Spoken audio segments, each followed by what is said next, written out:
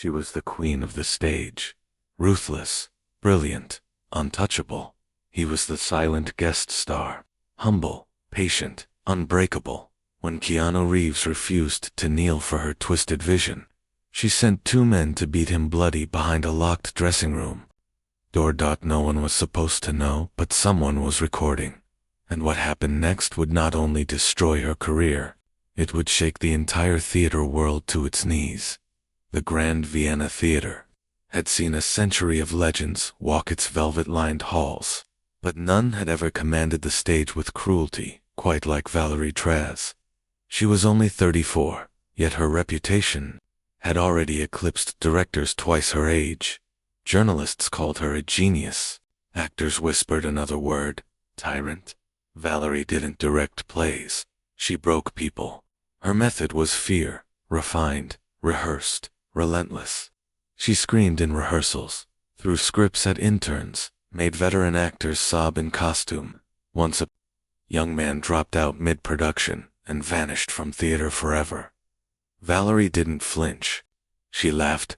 Art, she liked to say, is pain that's been shaped into beauty. So when it was announced that Keanu Reeves, that Keanu had accepted a guest role in The Silent Saint, jaws dropped across Europe. An international star volunteering to act in a small avant-garde production. It felt impossible, but it was true. He wanted to support young actors. He asked for no pay. Valerie was the one director who didn't look impressed. She saw it as a challenge. I'll break him. She whispered to her assistant, Roy. Her lips curled with something darker than confidence. Let's see how long a Hollywood monk lasts on a real stage. Behind the curtain. The cast buzzed with excitement. Some were giddy. Others were terrified. Rumors spread. Keanu had declined all special treatment, refused a trailer, insisted on using the public green room with everyone else. No entourage, just him.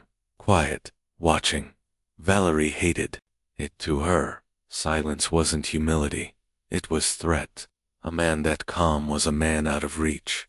And Valerie needed control over every breath, every step, every emotion that walked her stage. So she planned. Not adjustments, not direction. Something worse. Something personal. As the heavy curtains parted for day 1 of rehearsals, Valerie stood in the shadows above the audience, watching him walk in with his hands folded politely in front of him. A smirk tugged at her lips. Welcome to Vienna. Mr. Reeves, she murmured. Let's see what it takes to make you kneel. The rehearsal room was cold, high ceiling and hollow, like a cathedral gutted of faith. Fluorescent lights buzzed overhead. Wooden floorboards groaned with every step. Then he walked in. Keanu Reeves. No bodyguards, no assistant, no fanfare. Just a black wool coat over a slate gray sweater, jeans, and boots worn from real use. His dark hair fell freely around his face, a little unkempt from the wind outside. He looked like he had wandered in from another world. He greeted no one with words, only a respectful nod to the cast, the crew, even the janitor. His voice came, only when needed, when spoken to, when something mattered. Valerie watched from the mezzanine above, like a hawk eyeing a stag. Her jaw tightened. Why doesn't he say anything? One of the interns whispered. He's just observing. Someone else murmured. That's how he works. But Valerie didn't buy it. She didn't believe in humility, only power. And what she saw in Keanu wasn't passivity. It was a threat. A man who didn't play power games was immune to hers. During a warm-up, she called to him from the floor. Mr. Reeves, care to join the circle? He stepped in without hesitation, his boots creaking softly. No one dared speak. The circle of young actors, once rowdy, had fallen into reverent silence. Valerie smirked. Then, with venom masked in velvet, she said, Let's try something raw. Get on your knees. Pretend your son just died in your arms. Keanu looked at her, not with defiance, but with the kind of quiet disappointment that made even the boldest heart sink. I think, he said calmly. We owe more respect to grief than that. Her jaw clenched. Laughter bubbled from her throat, but it didn't reach her eyes. This is acting, Reeves, not therapy. He nodded once, stepped back into the circle, and said no more. But Valerie's smirk was gone. For the first time, she felt it. A man she couldn't intimidate, belittle, or bend. A man who could stand taller in silence than most did, screaming and, in her warped world of control. That silence was the loudest rebellion. Her fingernails dug into her clipboard. Fine, she thought. If I can't break his mind, I'll break his body. Do you think Valerie's about to go too far? Or has she already crossed the line? Comment 3. If you're still here, and ready for what happens next. By the third day of rehearsal, the mood had shifted. Keanu had earned quiet respect from the cast, not by asking for it, but by offering it first. He gave honest feedback without ego, helped stagehands lift equipment without being asked, and spent breaks reading his battered script in the corner, nodding along to the students' nervous monologues. Valerie hated every second of it. He wasn't challenging her, wasn't mocking her, wasn't even reacting. He was erasing her. And so, during a blocking session that afternoon, Valerie struck. All right, she barked, slapping her script down. New direction, scene 42. We change the tone. The saint falls to his knees, sobbing before Magdalene. On the word forgive me, I want wailing, good trenching. Think biblical agony. Everyone turned toward her. Scene 42 had always been written as silent, an internal reckoning. Not a breakdown, but no one questioned her, except him. Keanu stepped forward, quiet, but firm. That doesn't serve the arc, he said. He's not a man who begs. He's a man who carries guilt like armor. Making him cry on command cheapens the entire story. Valerie narrowed her eyes. I'm the director. You follow direction. I follow truth. He replied gently. Even in fiction. The room went still. Her cheeks flushed, not with embarrassment, but fury. Get on your knees. Keanu didn't move. He looked at her, eyes calm, jaw tight. He wasn't angry. He wasn't afraid. He simply didn't obey. I won't humiliate the character for spectacle, he said. And I won't pretend grief for applause. Valerie's voice trembled with rage. Now. Then get out. He blinked, gave a soft nod, and walked out without a word. The heavy rehearsal doors swung shut behind him. The room exhaled, as if the pressure had lifted. But for Valerie, it was just beginning. She stood frozen for a moment, then slowly turned to her assistants, Roy and Dominic, leaning against the far wall like waiting dogs. She didn't need to speak. Her smirk returned. Tomorrow, she thought. He will kneel, but it won't be in rehearsal. The final dress rehearsal, outside. The Vienna air was crisp with late autumn. Inside the Grand Theater, the stage was quiet, but beneath it, in the old corridors and concrete dressing rooms, something darker stirred. Keanu arrived early. He always did. He walked down the back staircase, nodded to a stagehand, and slipped into dressing room 3, a cold, narrow space with chipped mirrors, cracked tiles, and the lingering scent of dust and sweat. He laid his coat across the old chair, untied the worn laces of his boots, and opened his script. He didn't hear the lock click shut behind him. 2 shadows entered, Roy and Dominic, Valerie's trusted attack dogs. They didn't speak. Roy slammed the door. Dominic twisted the lock hard, sealing them in. Keanu stood, There was no time for words. Roy struck first, an elbow to the stomach. Knocking the breath from him, Dominic shoved him backward into the sink, shattering the old porcelain. Keanu grunted, pain flashing across his face. Blood bloomed from a cut near his temple, but he didn't cry out. Not so holy now, are you? Roy snarled, grabbing Keanu by the collar and slamming him against the tiled wall. His head hit hard. The mirror behind him cracked. Dominic yanked Keanu's sweater down, tearing the fabric. Valerie says, silence doesn't make you noble, it makes you arrogant. Another punch, a knee to the ribs. Keanu collapsed onto the grimy floor, gasping, one arm clutching his side. Still, no scream, no plea, only a look. A look that made Roy flinch, a flicker of something unbreakable behind pain-laced eyes. Dominic leaned in close, spitting the last insult. She wanted you on your knees. Now you are. They left him there, broken, bleeding. As they unlocked the door and disappeared into the backstage hallway. A quiet gasp came from around the corner. They didn't notice Philip, the 19-year-old intern, his phone trembling in his hand. He'd heard the noise. He'd pressed record just in time. Inside the dressing room, Keanu pushed himself up, fingers slipping on blood-slicked tile. He reached for the mirror. His own face stared back, bruised, cut, and yet whole. He looked down at the broken glass, at the splinters of cruelty laid bare, and then slowly, he stood. He didn't scream. He didn't call for help.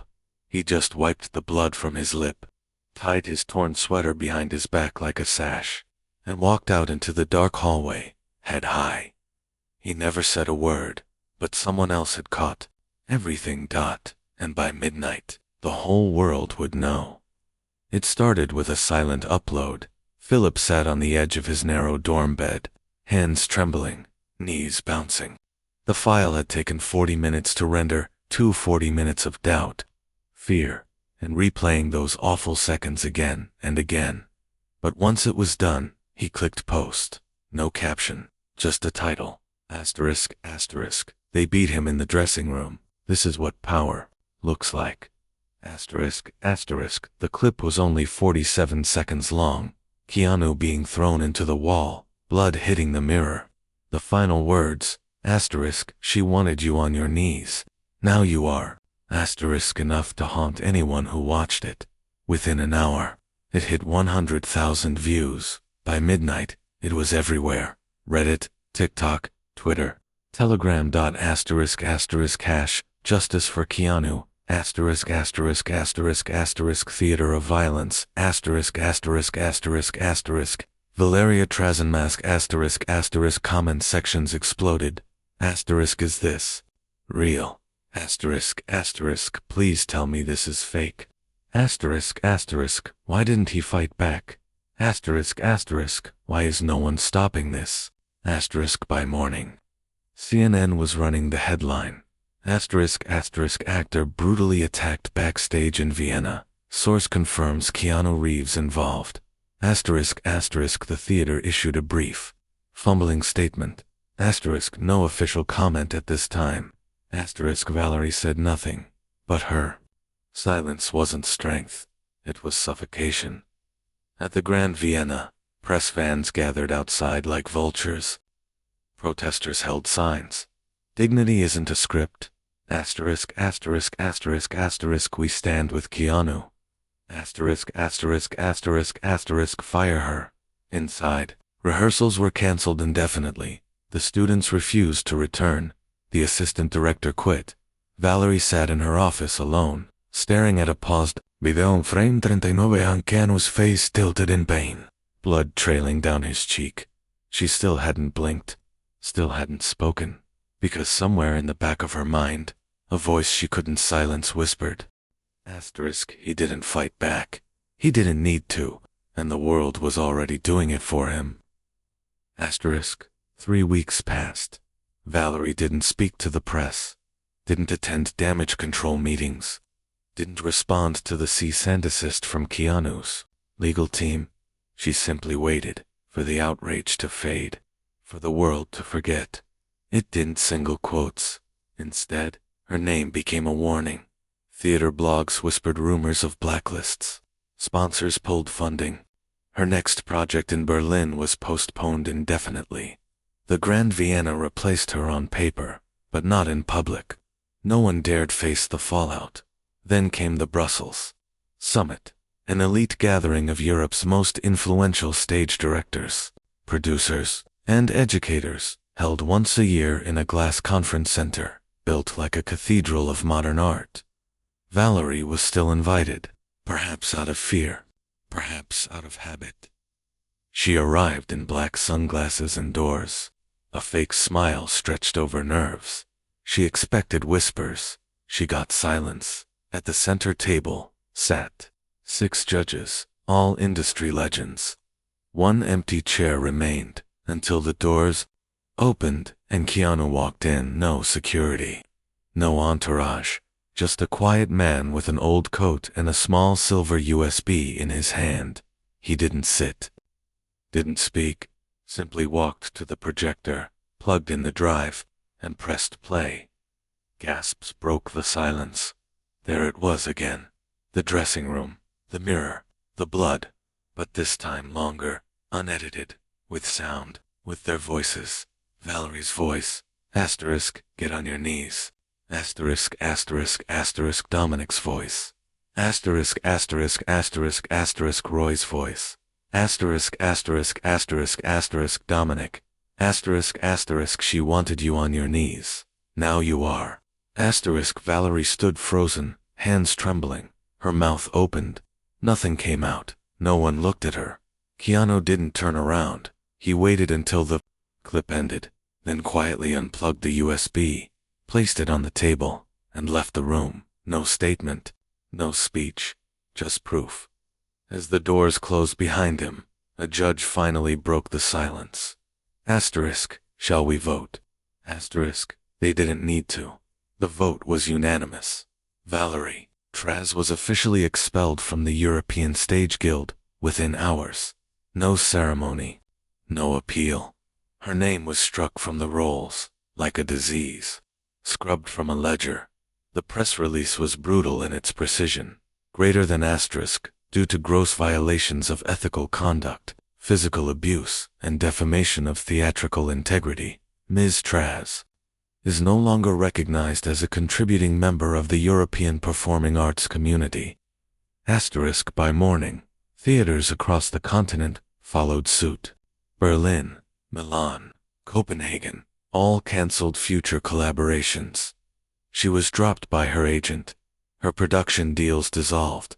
Even her alma mater revoked her guest lectureship, stating, asterisk, we do not associate with those who disgrace the sacred trust between performer and director. Valerie tried to deny it. She posted a single tweet. This is all performance, and I am still the director. The replies came swift and venomous. Not anymore. Asterisk, asterisk, you directed violence. That's all we'll remember. Asterisk, asterisk, you lost to a man who didn't even raise his voice. Asterisk, meanwhile, Roy and Dominic, her enforcers, were arrested in Vienna on charges of aggravated assault. Dominic's phone contained audio messages, Valerie ordering them. Asterisk, humble him. Asterisk, prosecutors moved fast. Lawyers circled. Valerie stopped leaving her apartment, but the final blow wasn't legal. It came on stage at the next international festival. The curtain rose on a silent play called Saints Never Kneel. No dialogue, just one actor alone, standing, while others tried to force him down. He never spoke, but by the end, the entire audience was on its feet. The final spotlight faded on a single quote, projected on the backdrop. Greater than asterisk, asterisk, some wounds are silent. Some justice is too. Asterisk, asterisk, everyone knew what it meant. Everyone knew whom it was for. Valerie watched it online, alone. Keanu didn't speak to the media when asked to appear on international talk shows. He declined when offered interviews, exclusives, documentaries. He politely said no. He wasn't interested in revenge. He had already won. Instead, he vanished again, this time into classrooms, black box theaters, community centers, places that didn't have red carpets, but had cracked floorboards and raw voices begging to be heard. He traveled city by city, not as an actor, but as a mentor, a presence. In Warsaw, he sat cross-legged with drama students, teaching silence as an instrument. In Lisbon, he helped rebuild a community stage, vandalized by extremists. In Prague, he read monologues with first-year students, all of them shaking, until they weren't. He never mentioned Valerie, never mentioned the video, but everyone knew. The whisper of his name brought quiet reverence. He had become a symbol not of victimhood, but of restraint, of integrity, of an artist who didn't strike back with fists, but with grace. One night, during a small Q&A in Lyon, a student stood, voice cracking, and asked, "Why didn't you fight them?" Keanu looked down, as if tasting the weight of the question. Then, finally he spoke. "Because they weren't trying to defeat me, they were trying to become me, and I wouldn't give them that power." The room fell into a hush so deep you could hear breath. He paused, then added, "Silence isn't weakness. Sometimes it's the loudest warning you can give."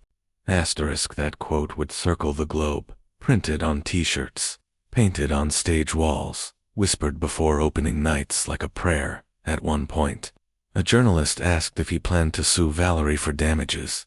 Keanu smiled softly. "No. She's already living them." It was a cold morning in Bratislava. Frost clung to the corners of the old theater's windows, its faded marquee barely readable beneath decades of peeling paint. The building wasn't grand, wasn't historic, but it was alive, with students, with dreamers, with second chances. Valerie stood outside, clutching a manila folder. She wore a tattered gray coat that hung off her shoulders like regret. Her once flawless hair was hidden beneath a knit cap. No makeup, no heels, just worn-out boots and a trembling hand holding the last resume she'd ever print. She hadn't directed anything in almost a year. No one answered her emails. No one returned her calls. Her savings were gone. Her name, once synonymous with genius, was now a warning label. The whispers followed her like smoke. Still, she hoped. Maybe here, in this forgotten corner of Europe, someone hadn't seen the video. Someone might not know. Someone might care more about talent than scandal. She knocked. The door creaked open just an inch. A young stage manager peeked out. Their eyes scanned her face, then dropped to the name on the folder. A flicker of recognition, then something colder. "We're full," the manager said flatly. Valerie forced a smile. Even for volunteers. I don't need pay. I just want to be near the stage again." The manager hesitated, then slowly pushed the door wider, just enough for her to see it. A printed sign taped on the inside wall. We do not accept applicants involved in the 2025 Reeves incident. Her breath caught. Footsteps echoed down the street. She turned, just in time to see Keanu walking past on the other side of the road. No coat, no fanfare, just a paper bag of groceries in one hand, and the same quiet presence in his eyes. He didn't look at her. He didn't need to. Valerie stood frozen as he passed. No confrontation, no words, just the sound of boots on cobblestone, and the click of a door quietly closing behind her. Justice didn't always roar. Sometimes it simply walked by, head high, and finished, in a world where shouting often drowns out truth, where cruelty masquerades as power, and where silence is mistaken for weakness. Keanu Reeves proved something timeless. Dignity doesn't need to scream, it only needs to endure. He didn't fight back with fists. He didn't post revenge. He didn't trade humiliation for outrage. Instead, he stood still, bruised, bloodied, and silent, while the world decided what it stood for, and in that stillness, the world remembered. It remembered that real strength doesn't always punch harder. It simply doesn't break. It remembered that justice, when patient, can be poetic. And it remembered that you don't have to respond to cruelty with cruelty. You can respond with clarity, with truth, with grace. Valerie thought she was directing a performance, but in the end, she became part of his, and his story wasn't about revenge. It was about what happens when integrity walks through fire and comes out carrying no ash, only light. So, let me ask you, have you ever stayed silent and been misunderstood for it? Or kept your dignity when it would have been easier to strike back? Tell me in the comments. I'd love to hear your story. If you're still watching, you're exactly the kind of person who understands that the loudest justice isn't always televised. It's felt, it's remembered, and sometimes it just walks quietly by while the rest of the world finally listens. Like this story. Hit that like button to support more real, human-centered storytelling. Subscribe and turn on notifications so you never miss the next story that might just change how you see the world. Thank you for watching. Stay kind, stay strong, and remember, your silence can be your power when the world gets too loud.